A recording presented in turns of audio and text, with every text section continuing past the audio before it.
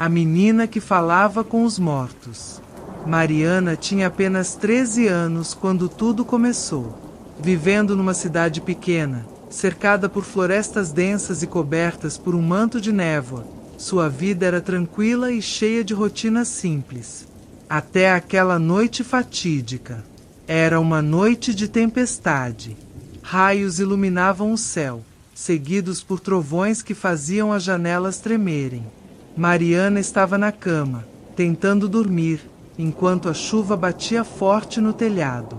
Foi quando ela ouviu pela primeira vez um sussurro fraco, quase imperceptível, que parecia vir de dentro do seu próprio quarto.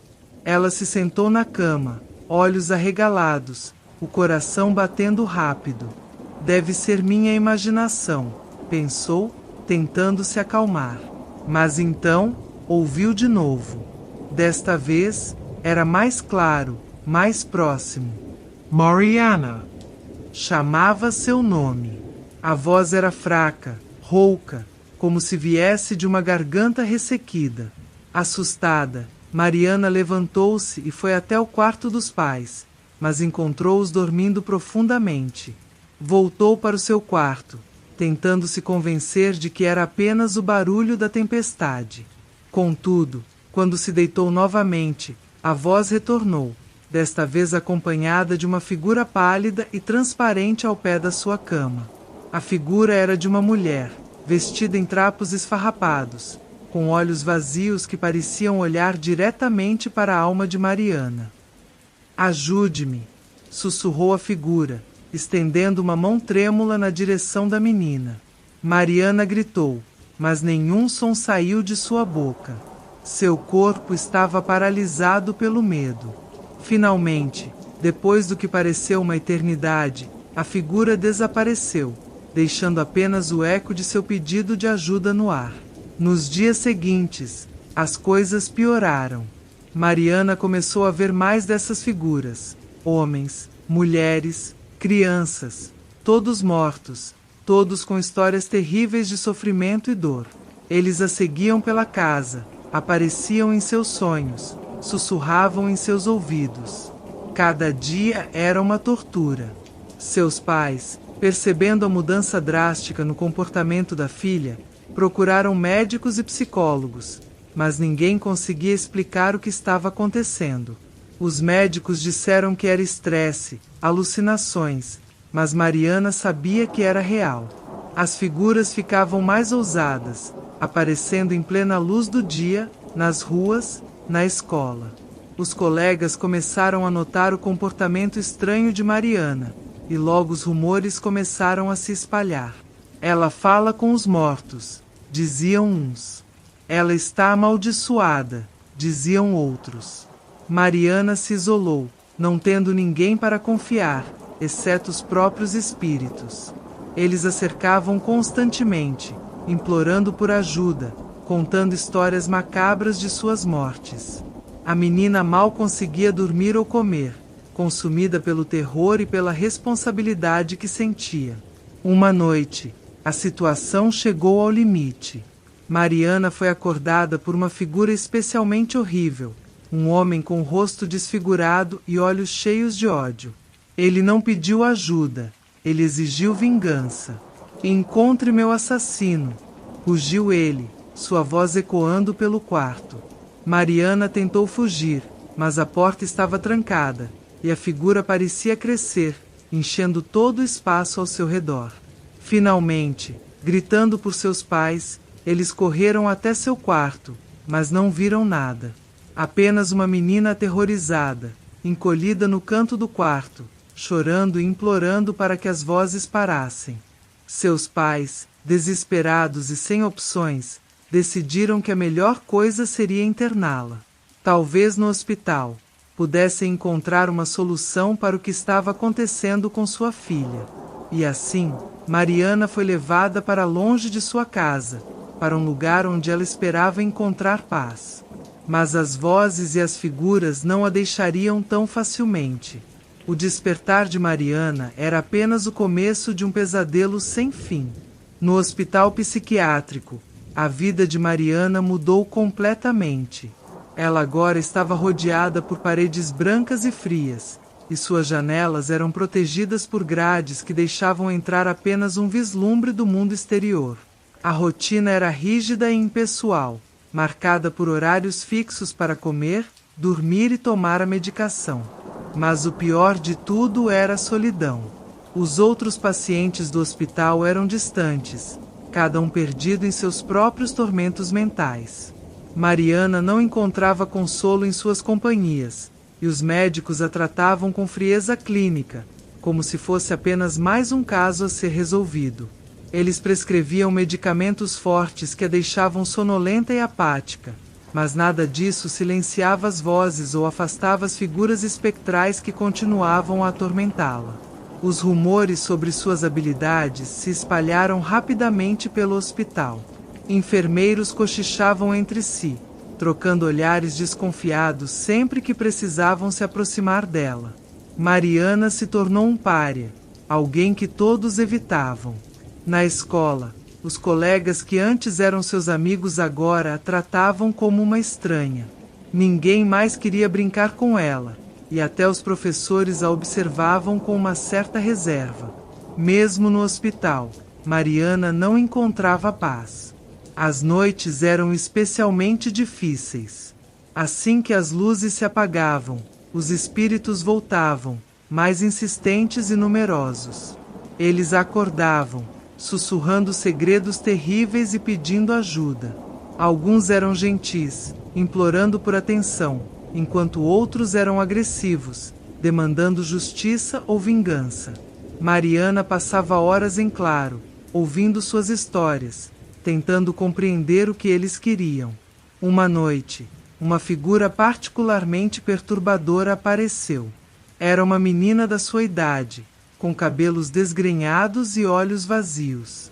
A menina começou a contar como tinha sido trancada naquele hospital há décadas, diagnosticada com uma doença mental que ninguém entendia na época. Ela morreu sozinha, esquecida por todos, e agora sua alma vagava pelos corredores, presa entre dois mundos. Mariana sentiu uma profunda empatia pela menina, mas também um medo crescente. Ela se viu refletida naquela alma perdida, temendo que poderia compartilhar o mesmo destino. A pressão de carregar o fardo de tantas almas perdidas era esmagadora, e Mariana começou a questionar sua própria sanidade. Será que ela estava realmente vendo espíritos? Ou tudo não passava de uma manifestação de sua mente perturbada? Certo dia, um grupo de crianças do hospital decidiu pregar uma peça em Mariana. Eles a seguiram até seu quarto, rindo e zombando dela. "Você vê fantasmas, não é?" provocou um dos meninos. "Conte para nós o que eles dizem." Mariana tentou ignorá-los, mas as provocações continuaram, tornando-se mais cruéis a cada momento. Finalmente, em um surto de desespero, ela gritou, pedindo para que a deixassem em paz. As luzes do corredor começaram a piscar, e uma rajada de vento gelado passou por todos. As crianças, apavoradas, correram para longe, deixando Mariana sozinha com sua dor. Os dias seguintes foram de isolamento total. Ninguém mais se aproximava dela, nem mesmo para as consultas médicas. Mariana estava sozinha com seus pensamentos e seus fantasmas. Ela começou a perceber que, apesar do medo e da dor, tinha um certo controle sobre os espíritos.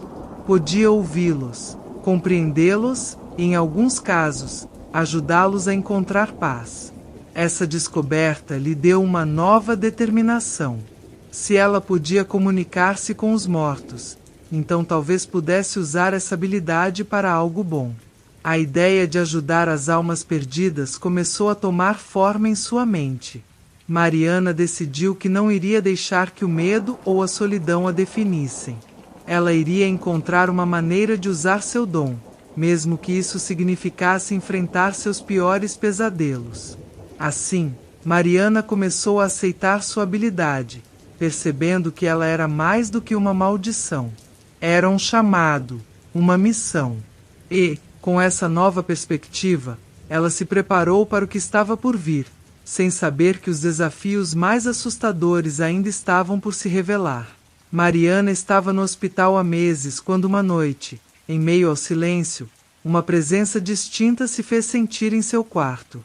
O ar ficou pesado e frio, e uma figura emergiu das sombras, mais clara e definida do que qualquer outra que ela havia visto antes.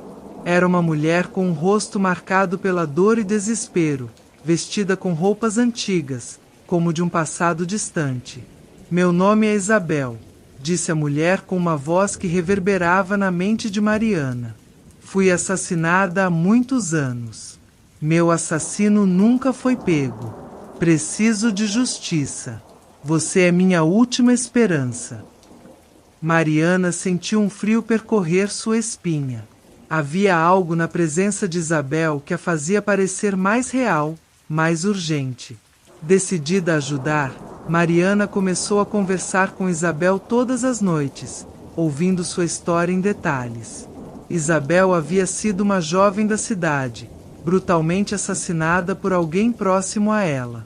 Sua alma estava presa, incapaz de descansar até que seu assassino fosse punido. Determinada a ajudar Isabel, Mariana começou a investigar.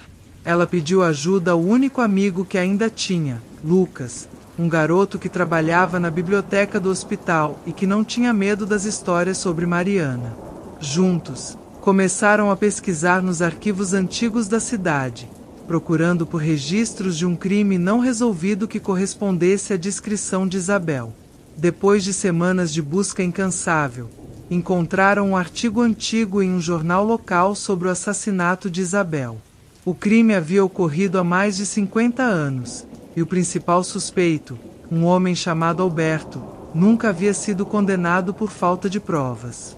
A comunidade havia esquecido o caso, mas Mariana sabia que a verdade precisava vir à tona. Mariana e Lucas decidiram ir até a antiga casa de Isabel, que ainda estava de pé, embora abandonada e em ruínas.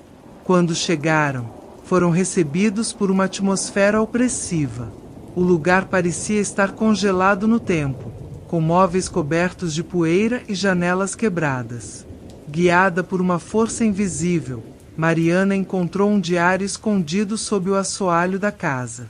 O diário continha detalhes perturbadores sobre o relacionamento de Isabel com Alberto e evidências que indicavam sua culpa no assassinato. Armada com essa nova informação, Mariana e Lucas levaram o diário às autoridades. Inicialmente, a polícia foi cética, mas a evidência era inegável. O diário não só provava a ligação de Alberto com o crime, mas também continha detalhes que só o assassino poderia saber.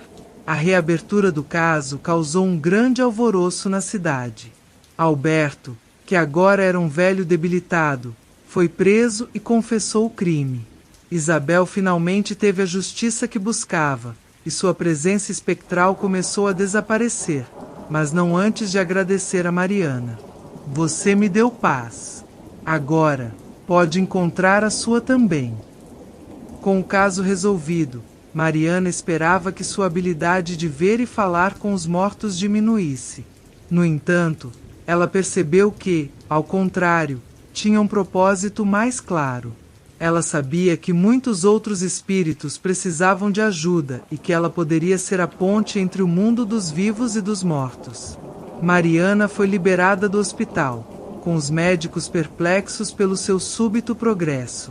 Sua família recebeu de volta com amor e cautela, ainda tentando entender o que havia acontecido. A cidade, ciente da sua coragem e do que ela havia feito por Isabel, começou a tratá-la com um novo respeito, embora alguns ainda olhassem com temor. Os dias de Mariana não eram mais dominados pelo medo, mas sim pela determinação. Ela continuou a ajudar espíritos perdidos, sempre guiada pela memória de Isabel e a certeza de que, mesmo nas sombras, há luz a ser encontrada. Mariana havia enfrentado seus piores pesadelos e saído mais forte, transformando seu dom assustador em uma missão de compaixão e justiça. E assim, a menina que falava com os mortos encontrou seu lugar no mundo dos vivos, sabendo que sempre haveria mais histórias a serem contadas e mais almas a serem libertadas.